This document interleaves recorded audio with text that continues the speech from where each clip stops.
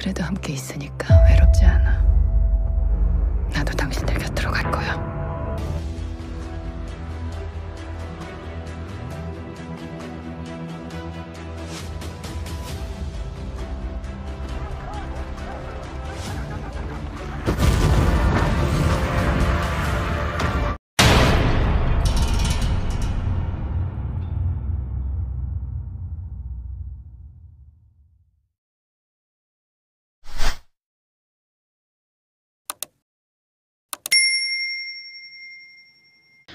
Halo semuanya, selamat datang di channel Viana Movie.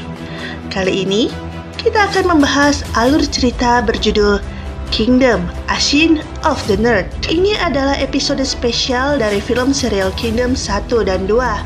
Di sini diceritakan asal mula wabah zombie yang menjangkiti hampir seluruh kerajaan pada zaman Joseon. Film ini dibintangi oleh Jun Ji Hyun, Park Byung Eun, Kim Roy Ha, dan Ko Kyo Hwan. Mari kita langsung saja ke alur ceritanya. Di dalam sebuah gua, seorang anak perempuan bernama Ashin tidak sengaja menemukan lukisan di dinding gua yang mengungkap rahasia tentang tanaman yang bisa menghidupkan orang mati. Tumbuhan itu bernama Sesangcho atau tanaman pembangkit. Di situ tertulis, tanaman ini menghidupkan orang mati, namun ada harga yang harus dibayar.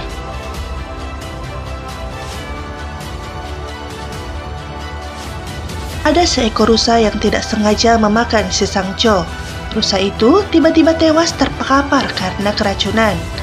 Namun tak lama setelahnya dia bangkit kembali. Kali ini dia sudah berubah menjadi zombie. Ya, seekor zombie rusa.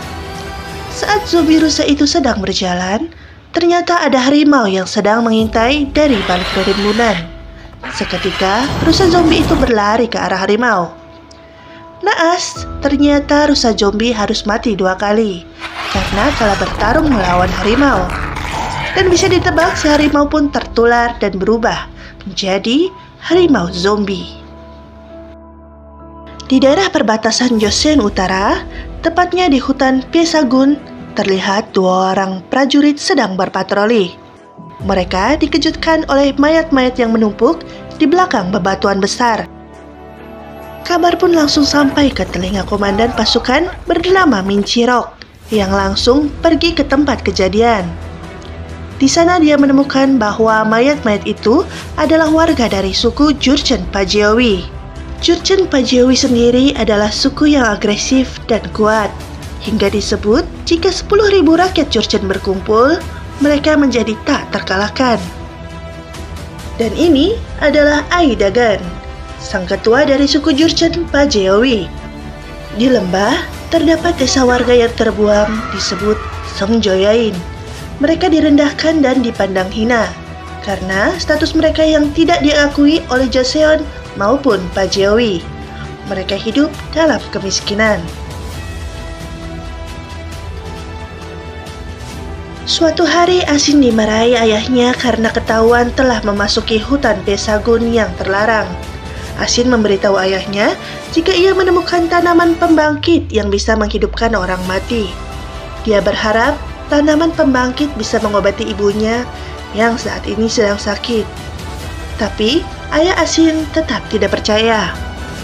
Tidak lama datang Komandan Min Chirok bersama pasukannya. Dia meminta ayah Ashin untuk menyebarkan kabar bahwa rakyat Pajewi telah tewas dimangsa harimau. Awalnya ayah Ashin ragu, namun akhirnya dia mengiyakan perintah itu. Dengan anggapan, setelah tugas ini selesai, dia akan menerima hadiah berupa jabatan di pemerintahan Joseon. Di kamp militer Joseon, komandan diberi laporan tentang mayat yang ditemukan di dalam hutan adalah korban pembunuhan. Namun ternyata Komandan Min Chirok sudah tahu akan kebenarannya, tapi dia memilih untuk merahasiakan kejadian tersebut. Karena jika suku Pajewi tahu bahwa orang dari sukunya telah mati dibunuh oleh orang Joseon, maka akan terjadi kerusuhan yang berakibat pada runtuhnya pemerintahan yang saat itu sedang lemah setelah perang antara Joseon dan Jepang. Korban-korban itu pun lalu dibakar. Malamnya, Komandan mendatangi biang keladi dari pembunuhan warga Jurchen. Dia adalah salah satu petinggi kerajaan dari klan Haewon. Komandan Minchirok memberikan bukti hiasan topi yang ada di tangan salah satu korban. Komandan mengatakan agar petinggi itu diam dan jangan berulah, karena kalau tidak, dia memastikan klan Haewon tidak akan ada yang selamat. Di tempat lain, Asin yang mengetahui ayahnya yang pergi mencoba membujuk ayahnya agar tidak melanjutkan misi yang diberikan, namun ayahnya menolak. Ayah Asin adalah orang yang loyal terhadap Joseon. Asin hanya bisa memandangi ayahnya yang telah menaiki sampan menuju seberang sungai tempat para suku Pajewi berada. Pagi harinya, keadaan Ibu Asin semakin kritis dan perlu diperiksa oleh tabib. Namun Asin tahu bahwa tidak akan ada tabib yang mau datang ke desanya. Lalu Asin teringat tanaman pembangkit. Dia segera pergi ke hutan Pyesagun, tempat di mana tanaman pembangkit itu tumbuh di dalamnya. Di seberang sungai Amnok, di tempat suku Pajewi, ayah Asin bercerita bahwa di Bukit Betula terdapat harimau purba yang memangsa banyak orang termasuk rakyat Jurchen Pajewi. Salah satu dari mereka menanyakan kebenarannya dan berkata apabila yang dikatakan ayah Asin bohong, maka dia akan tewas. Ayah Asin hanya diam menanggapinya. Di dalam hutan sudah ada jenderal dan beberapa pasukannya, juga penduduk desa yang siap berburu harimau. Yang sebenarnya hanya akal-akalan sang jenderal saja. Namun mereka tidak menyadari bahwa terdapat suku Pajewi yang menyusup menjadi penduduk lokal dan ikut dalam perburuan. Tanpa diduga, harimau asli muncul dan menyerang sebagian penduduk.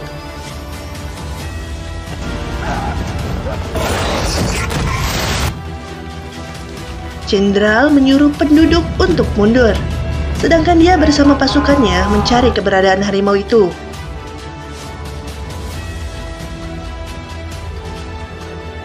Akhirnya harimau itu tewas saat Komandan Minchirok melemparkan tombak tepat ke arah harimau itu. Saat perut harimau disobek, mereka merasa heran karena ternyata dari harimau sudah menghitam, menandakan sang harimau sudah lama mati.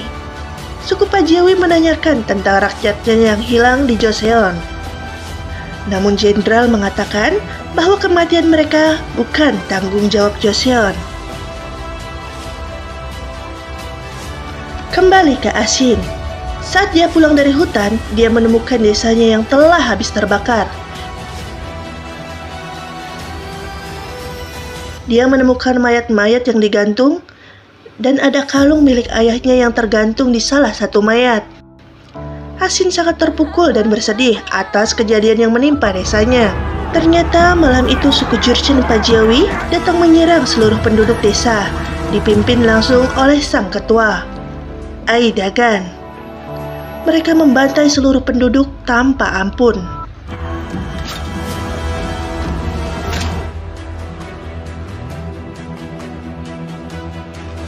Asin pergi ke Chupajin, tempat kamp militer pasukan Joseon. Dia meminta Komandan Minchirok untuk membalaskan dendam ayahnya dan sukunya yang tewas dibantai Pajewi. Namun Komandan menolak. Dia berkata bahwa kematian mereka bukan tanggung jawabnya. Namun, karena merasa kasihan, dia menerima Asin untuk tinggal di kamp militer. Asin pun dibawa ke sebuah kandang ternak dan tidur di dalamnya.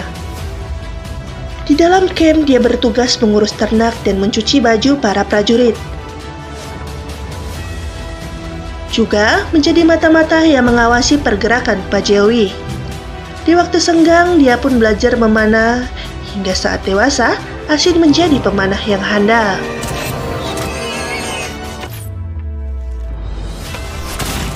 Suatu malam seperti biasa, Asin disuruh memata-matai pergerakan Pajewi. Asin pun bersedia. Dia masuk menyelinap ke tempat suku Pajewi. Saat dia bersembunyi, dia melihat seseorang datang dan memberi makan seorang tahanan.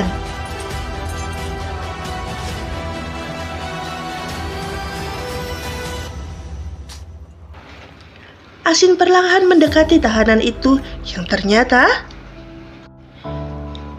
itu adalah ayah Asin yang selama ini disangka Asin telah tewas dibunuh Pak Jawi. Ternyata selama ini ayah Asin ditahan dan disiksa oleh suku Pak Jawi. Sehingga saat bertemu Asin, dia menyuruh Asin untuk membunuhnya.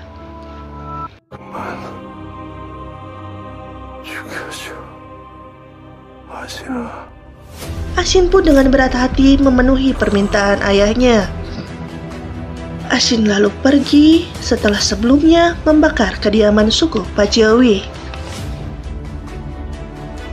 Saat perjalanan pulang, Asin melihat anak panah yang sedang dibawa oleh salah satu prajurit Cupajin. Ia melihat panah yang sama melekat pada tubuh mayat suku Pak Jawi saat dia masih kecil. Karena merasa curiga, malamnya Asin menyelinap ke ruangan komandan. Di sana, ia menemukan fakta bahwa selama ini ayahnya dijadikan kambing hitam atas kematian suku Pak Jawi. Dengan menyerahkan bukti benda yang dulu ayah Asin persembahkan untuk komandan,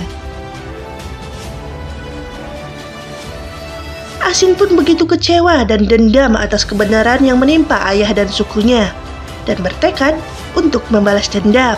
Asin membunuh prajurit yang masuk ke dalam tempat tinggalnya. Scene berikutnya, terlihat seorang zombie yang keluar bersiap mencari mangsa. Dalam waktu cepat, serangan zombie menyebar di dalam camp.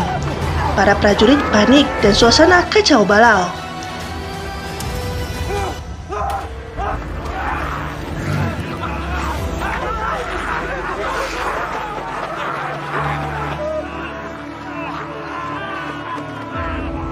Asin hanya mengawasi dari atap rumah. Dendam sudah menguasai dirinya. Tak ada ampun. Saat ada yang selamat dari serangan zombie, Asin tak ragu untuk memanahnya hingga tewas. Hingga ada yang bertahan dan mencoba menaiki atap rumah. Dengan dingin, Asin memanah tangannya, menyebabkan para zombie mendekat karena mendengar jeritan prajurit yang kesakitan. Lalu, Asin melesatkan panah api yang membakar seluruh zombie yang ada. Di dalam rumah Asin, ternyata di dalamnya masih ada satu orang lagi prajurit yang Asin sengaja sisakan. Dan prajurit itu memohon untuk tidak dibunuh. Setelah kekacauan itu, Asin kembali ke kampung halamannya. Di sana, ia disambut oleh para penduduk dengan penuh senyuman. Namun ternyata, ilusi Asin saja. Karena nyatanya yang ada hanyalah sejumlah zombie yang dirantai. Ternyata selama ini Asin telah mengubah penduduk desanya yang telah mati menjadi zombie. Karena dengan begitu, dia tidak merasa kesepian. Asin pun menyerahkan prajurit tadi untuk menjadi santapan para zombie. Setelah itu, Asin menghadap seorang tabib kerajaan dengan membawa sesangco atau tanaman pembangkit. Dia mengatakan bahwa tanaman ini bisa menghidupkan orang mati. Dia pun memberitahu cara untuk menggunakannya. Namun dia tidak memberitahu resiko apa yang terjadi saat mayat hidup kembali, yakni menjadi zombie. Di akhir cerita terlihat Asin berdiri menghadang rombongan suku Pak Jawi yang akan melintas. Asin mengarahkan panahnya pada mereka dan melesatkannya. Dan film pun selesai. Terima kasih sudah menyaksikan alur cerita kali ini. Mohon maaf jika ada salah dalam penyampaian.